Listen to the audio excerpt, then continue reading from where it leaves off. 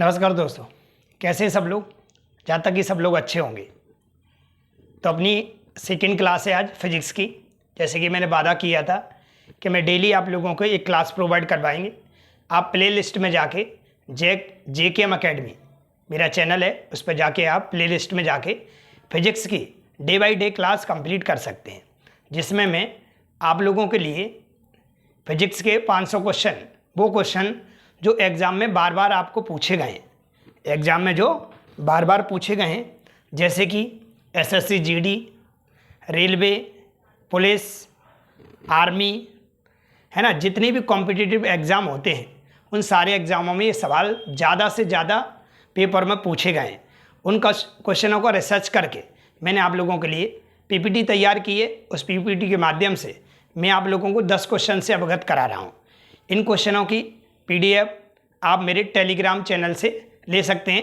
Telegram की link आप लोगों को मैं चैनल के डिस्क्रिप्शन में उपलब्ध करा दूंगा। ठीक है, तो स्टार्ट करते हैं। आज हमारा 11वां क्वेश्चन है। 10 क्वेश्चन की सीरीज अगर आपने नहीं देखी है तो लेक्चर 1 के नाम से आप जाके चैनल पे जाके आप देख सकते हैं। पहले लेक्चर 1 देखना, उसके बाद लेक्चर 2 देखना। तो स्टार्ट करते हैं। बस आप लोगों से रिक्वेस्ट है, आप चैनल को सब्सक्राइब करें और हो सके तो आप आगे क्लास को भी शेयर करें। बहुत अच्छे क्वेश्चन हैं जो आप लोगों को बार बार एग्जाम में पूछे गए हैं और आगे भी आपकी हेल्प करेंगे। ठीक है, तो स्टार्ट करते हैं आज की क्लास। पहला क्वेश्चन आप लोगों के सामने आता है। क्वेश्चन नंबर 11 है, क्योंकि मैं 10 क्वेश्चन करा चुका हूँ। क्वेश्चन नंबर 11, यदि किसी वस्तु का भार 60 किलोग्राम है तो चंद्रमा पर उसका भार कितना होगा। पहले तो 2 बातें आपको समझनी पड़ेंगी। एक होता है भार और एक होता है आप लोगों का द्रव्यमान। ठीक है, भार और द्रव्यमान में अंतर क्या होता है पहले समझेंगे। भार किसे कहते हैं, भार और द्रव्यमान। द्रव्यमान मतलब जैसे हमारी बॉडी है, अभी हमारी बॉडी में हड्डियाँ, ब्लड, है ना, जो भी कुछ है, अगर हम इसे चंद्रमा पे ले जाते हैं, तो ये नहीं बदलेगा, लेकिन भार बदल जाएगा।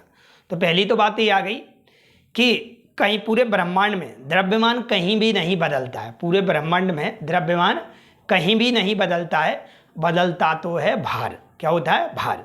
अब भार कितना बदलता है सर, तो जितना भी भार हमारी पृथ्वी पे है, अगर हम चंद्रमा पे जाते हैं तो 1/6 हो जाता है, 1/6 हो जाता है। जैसे मान लेते हैं हम 60 kg के अगर पृथ्वी पर हैं और चंद्रमा पे अगर जाएंगे तो हम 10 kg की बचेंगे। कितने के बचेंगे, 10 kg के। या हम ये कहते हैं आप लोगों से कि अगर हम चंद्रमा पे 10 kg के थे तो हम पृथ्वी पे आके कितने के हो जाएंगे, तो हम हो जाएंगे 60 kg। कहने का मतलब ये है कि पृथ्वी पे चंद्रमा से कोई भी वस्तु लेके आते हैं वो 6 गुना हो जाएगी। अगर हम ऊपर ले जाते हैं पृथ्वी से चंद्रमा पर तो उसमें 6 का भाग दे देंगे। उस सभी से हम बता सकते हैं। तो यदि किसी वस्तु का भार 60 किलोग्राम है, ठीक है, तो चंद्रमा पर उसका भार कितना होगा। जैसे मैंने बोला भार, द्रव्यमान लिखा होता, यदि किसी वस्तु का द्रव्यमान 60 न्यूटन है, ठीक है, तो अगर मैं बात करूं, तो अगर पूछता कि चंद्रमा पे कितना होगा तो वो 60 ही रहता, क्योंकि द्रव्यमान कहीं भी नहीं बदलता है। तो इसका जो उत्तर आने वाला है, जैसे कि मैंने बोला, कितना होता है, 1/6 होता है। तो इसका उत्तर होगा 10 न्यूटन। यस, चलते हैं। जैसे कि आप देख पा रहे होंगे क्या लिखा है, यदि किसी वस्तु का भार 60 न्यूटन है तो चंद्रमा पर भार वस्तु के पृथ्वी पर भार का 1/6 क्या होता है, 6, या भार/6 होता है। मतलब 60 में 6 का भाग दोगे तो कितनी बार जाएगा, 10 बार।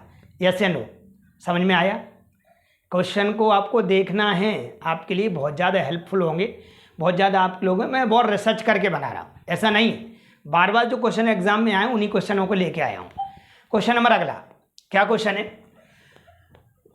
वाहनों के पीछे के दृश्य दर्पण किस प्रकार के दर्पण में देखते हैं। मतलब जो वाहन में जो दर्पण लगा होता है ना, जैसे हम पीछे के दृश्य देखने के लिए प्रयोग करते हैं, जैसे कि आपको इमेज के तौर पे दिखाई दे रहा होगा, तो हम कौन से दर्पण का उपयोग करते हैं। उत्तल का करते हैं, अवतल का करते हैं, तल का करते हैं, उल्टा का करते हैं, वगैरह वगैरह। तो किस दर्पण का प्रयोग करते हैं, है ना। जैसे अगर हम पीछे का दृश्य देखेंगे तो हमें गाड़ी आती हुई दिखाई देती है ना, इसे साइड मिरर भी बोलते हैं। ठीक है, जैसे कि आप इमेज में देख पा रहे होंगे। तो इसका उत्तर क्या होगा भाई लोगों, तो आपको पता होगा इस वाले दर्पण को जो बोलते हैं वो बोलते हैं हम लोग उत्तल दर्पण। क्या बोलते हैं, उत्तल दर्पण, ऑप्शन नंबर ए। ठीक है, जैसे कि आप लोगों को इसमें शो भी हो रहा है, देखिएगा। उत्तल दर्पण किसी भी वस्तु की सीधी छवि बनाता है और समतल दर्पण की तुलना में विस्तृत दृश्य क्षेत्र प्रदान करता है। इस प्रकार के दर्पण के उपयोग को कार के पिछले देखने के दर्पण, बगल के देखने के दर्पण और यहाँ तक कि मोटरसाइकिलों पर भी देखा जा सकता है ना। जो भी वाहन होते हैं उनको पीछे के दृश्य देखने के लिए एक ही भाषा में बात करें तो इसका प्रयोग करते हैं। क्वेश्चन नंबर अगला लाते हैं। क्वेश्चन नंबर आप लोगों का 13। क्या क्वेश्चन है समझिएगा। जैसे कि आप भी क्वेश्चन पढ़ सकते हैं। मैं क्वालिटी को धीरे धीरे मैं इम्प्रूव करने की कोशिश कर रहा हूँ। बस आप लोगों की सपोर्ट है। आपने पहले वीडियो में बहुत अच्छा प्यार दिखाया और मैं आशा करता हूँ कि अगले वीडियो में भी आप उतना ही प्यार दिखाएंगे। चलिए, तो लिखा हुआ है कि सूर्य से आने वाली यूवी किरण, मतलब सूर्य से आने वाली पराबैंगनी किरण है। अल्ट्रावायलेट यूवी बोले तो अल्ट्रावायलेट।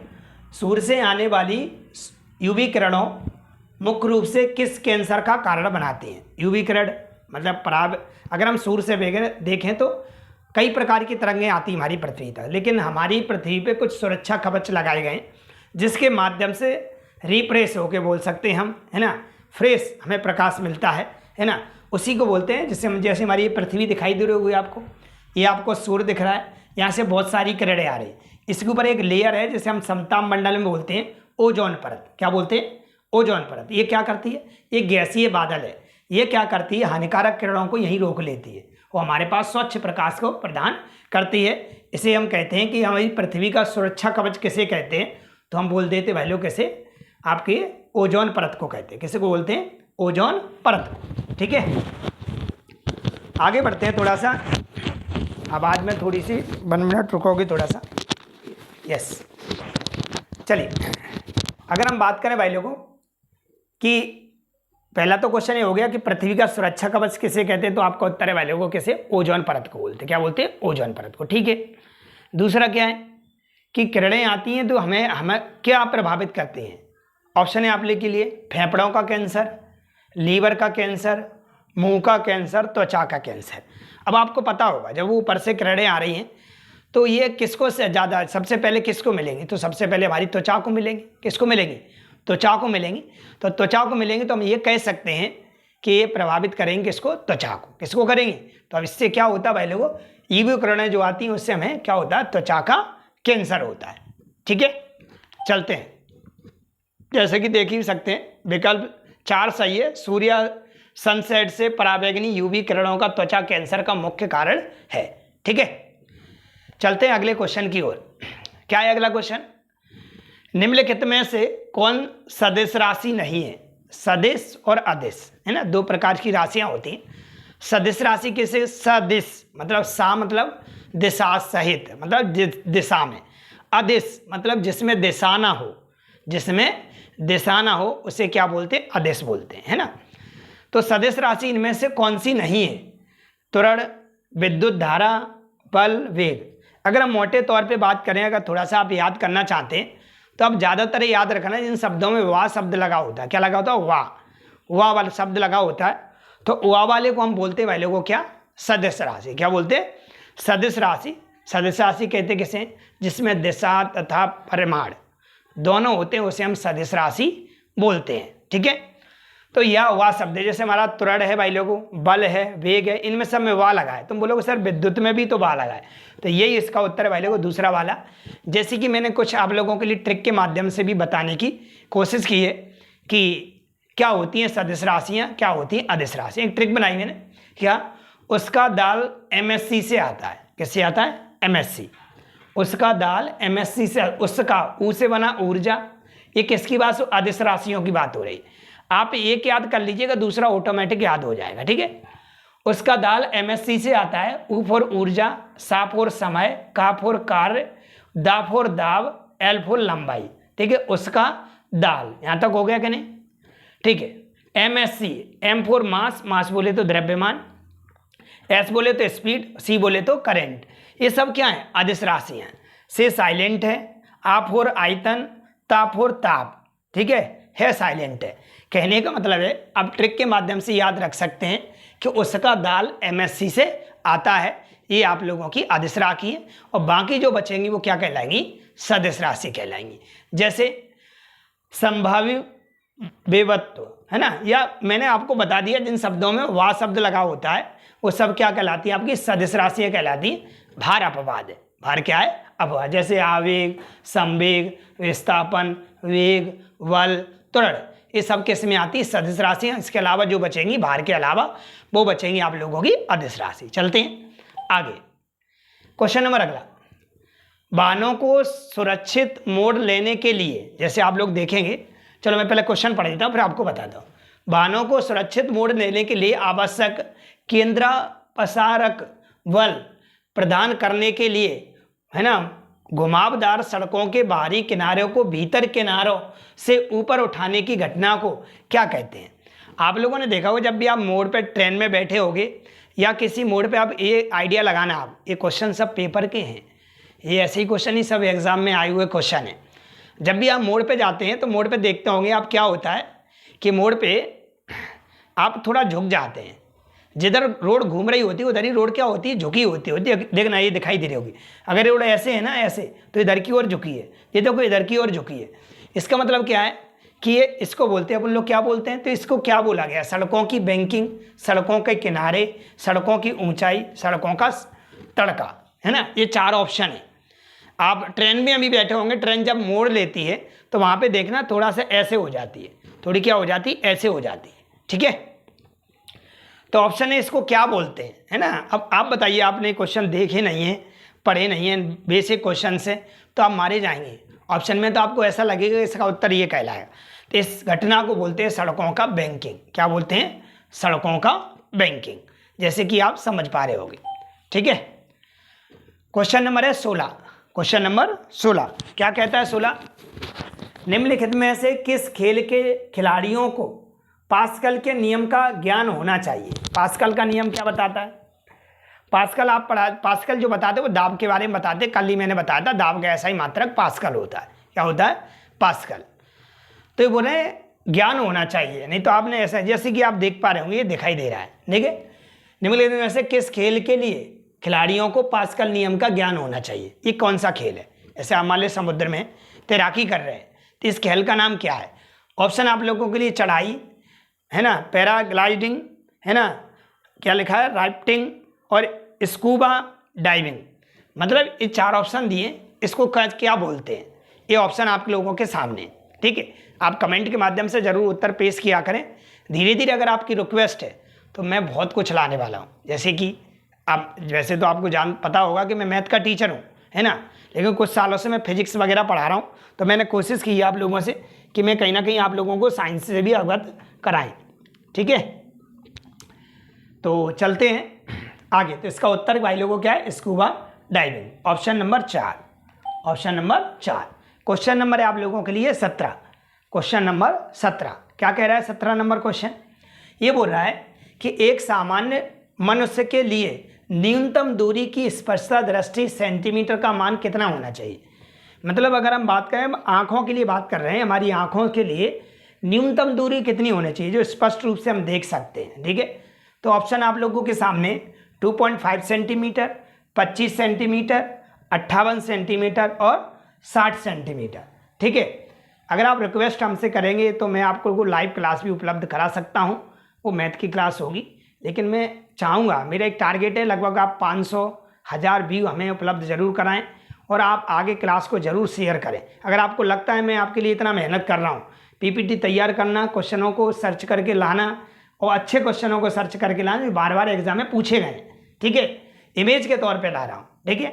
जैसे कि आप ये दिखाई दे रहे होंगे आप लोग, है ना, आइरिस दिखाई दे रहा होगा, है ना, कॉर्निया दिखाई दे रहा होगा, पुतली दिखाई दे रहा होगा, लेंस दिखाई दे रहा होगा, ये सारी चीज़ें, है ना। तो मैं क्वेश्चन क्या पूछ रहा हूँ, एक सामान्य मनुष्य के लिए न्यूनतम दूरी की स्पष्टता दृष्टि सेंटीमीटर में मान कितना होना चाहिए? ऑप्शन आप लोगों को दिखाई दे रहा है, तो इसका उत्तर है भाई लोगों कितना? 25 सेंटीमीटर। कितनी होनी चाहिए? 25 सेंटीमीटर, ठीक है। चलते हैं अगले क्वेश्चन। उत्तर क्या है इसका? 25 सेंटीमीटर। स्पष्ट न्यूनतम दूरी है वो कितनी है? 25 सेंटीमीटर। क्वेश्चन नंबर अगला, सेंटीग्रेड स्केल का आविष्कार किसने किया? जैसे आप सेंटीग्रेड स्केल दिखाई दे रहे होंगे, ठीक है, ये आपको क्या बताती है? ये बताती है आप लोग तापमान को। किसको बताती है? तापमान। सेंटीग्रेड, कितने डिग्री सेंटीग्रेड तापमान है, ठीक है। तो इसका आविष्कार किसने किया? तो ऑप्शन आप लोगों के सामने लिखिए, है ना, एंडरसन, सेल्सियस, है ना, Daniel, Gabriel, Fahrenheit, William Thomson, Wright brothers. ठीक है, ये कुछ राइट ब्रदर्स तो आप जानते होंगे हवाई जहाज की खोज की थी। ठीक है, और अगर हम बात करें इसमें जो उत्तर दे है इसका, जो आप भी कमेंट के माध्यम से बताएंगे, तो इसका उत्तर अवेलेबल एंडरसन सेल्सियस, मतलब इन्हीं के नाम से सेल्सियस स्केल का नाम पड़ा और सेल्सियस की स्केल का खोज इन्हीं ने किया था। ठीक है, तो ऑप्शन नंबर कौन सा अवेलेबल? ए। कौन सा है? ए। जैसे कि आप देख रहे हैं विकल्प ए सही है। 1742 में स्वीडिश खगोल शास्त्री एंडरसन सेल्सियस ने सेल्सियस सेंटीग्रेड तापमान पैमाने का आविष्कार किया, जिसका नाम आविष्कारक के नाम पर ही रखा गया है। ठीक है, क्वेश्चन नंबर है आपका 19। क्वेश्चन नंबर आपका है 19 क्वेश्चन क्या कह रहा है देखिएगा। हाइड्रोलिक लिफ्ट किस सिद्धांत पर कार्य करती है? मतलब हाइड्रोलिक लिफ्ट है, हाइड्रोलिक ब्रेक है, हाइड्रोलिक प्रेस है, वगैरह वगैरह, है ना। आजकल ये बहुत ज़्यादा मतलब चर्चा में हाइड्रोलिक मतलब ये किसका काम करते हैं? ये दबाव पैदा करने का काम करते हैं। किसका? दबाव। अब दबाव की बात जब आ रही है, हाइड्रोलिक जहाँ बात आएगी मैं दबाव की बात होगी, दाब की बात आएगी, प्रेशर की बात आएगी। और जहाँ प्रेशर की बात आएगी, जहाँ क्या होगी? प्रेशर की बात आएगी, वहाँ पे क्या होगा? न्यूटन का नियम, पास्कल का नियम, आर्किमिडीज का नियम, जूल का नियम। तो आपको बताया जहाँ दाब आता है, जहाँ दाब की बात हो रही है, हाइड्रोलिक ब्रेक के दाब के लिए काम करती है ना। हाइड्रोलिक ब्रेक है, हाइड्रोलिक प्रेस है, हाइड्रोलिक लिफ्ट है, वगैरह वगैरह। तो ये क्या है? ये करता वाले को पास्कल के नियम पर आधारित है, क्योंकि दाब का ऐसा ही मात्रा ही पास्कल होता है। ठीक है, क्वेश्चन नंबर आप लोगों के लिए 20। Question number 20, electric room heater या इलेक्ट्रिक कुकिंग हीटर में, है ना, coil wire co dot dot कहा जाता है। ठीक है, कॉइल होती है जो वायर होता है, जैसे आप देखे होंगे इलेक्ट्रिक जो हीटर होता है, जैसे आप ये शो कर रहा है आपको, देखो स्क्रीन पे। ठीक है, इसमें जो वायर है अंदर क्या है भाई लोग? वायर। इसको क्या कहा जाता है? ऑप्शन है सर्किट, तत्व, फिलामेंट और क्या? सेल। ठीक है, ये क्वेश्चन है, इसका उत्तर है भाई लोगों आप लोगों का क्या? तत्व। क्या कहलाता है? तत्व। जैसे कि आप मैं डिटेली पढ़ के सुना सकता हूँ आपको। विकल्प 2 सही है। विकल्प कौन सा सही है? 2। देख लीजिएगा, coil wire electric room heater या इलेक्ट्रिक कुकिंग हीटर में हीटिंग तत्व है। हीटिंग क्या है? तत्व है जो प्रतिरोधक या जूल हीटिंग की प्रतिक्रिया के माध्यम से बिजली को गर्मी में परिवर्तित करता है। तत्व से गुजरने वाली विद्युत धारा प्रवाहित प्रतिरोध का सामना करती है, जिसके परिणाम स्वरूप तत्व गर्म हो जाता है। तत्व क्या हो जाता है? गर्म हो जाता है। आपने देखा होगा रॉड, रूम हीटर लगा, उसमें रॉड गर्म हो रही होती है, आप आराम से क्या कर रहे होते हैं? आप हीट ले रहे होते हैं। ठीक है, तो ये 20 क्वेश्चन हो चुके हैं आपके। 10 क्वेश्चन मैंने कल करा दिए थे, 10 क्वेश्चन आज हो गए। कल मैं कोशिश करूंगा कि 20 क्वेश्चन की सीरीज लेके आऊँगा, फिर 50 की। ऐसे ऐसे तो जल्दी कवर हो जाएगा। टोटल 500 क्वेश्चन है, टॉप क्वेश्चन है जो बार बार एग्जाम में आज तक के एग्जाम में पूछे गए हैं। तो आप लोगों से रिक्वेस्ट है, चैनल को सब्सक्राइब करें, क्लास को आगे शेयर करें। अगर आप कोई चीज़, कोई सब्जेक्ट की डिमांड करते हैं तो वो भी हम लेके आएंगे, लेकिन आप लोगों को मेरा सपोर्ट करना पड़ेगा। आपको कुछ नहीं जाता, सिर्फ आप 10 लोगों को शेयर कर दीजिएगा। लग रहा है कि मैं तुम्हारे लिए थोड़ी सी भी मेहनत कर रहा हूँ तो आप 10 लोगों को वीडियो आगे शेयर कर सकते हैं। अगर आपको लगता है कि मैं शिक्षा अगर थोड़ा बहुत दे रहा हूँ, ज़्यादा तो नहीं, थोड़ा बहुत ही मान लो, तो आप क्लास को क्या कर सकते हैं? आगे शेयर कर सकते हैं, और जिससे थोड़ा सा मुझे मोटिवेशन मिलेगा तो मैं थोड़ा और अच्छा बेहतर करने की कोशिश करूँगा। बेहतर तो अभी भी कर रहा हूँ, थोड़ा मोटिवेशन मिलता है किसी काम करने को तो थोड़ा अच्छा लगता है। तो आज के लिए इतना ही। थैंक यू, धन्यवाद।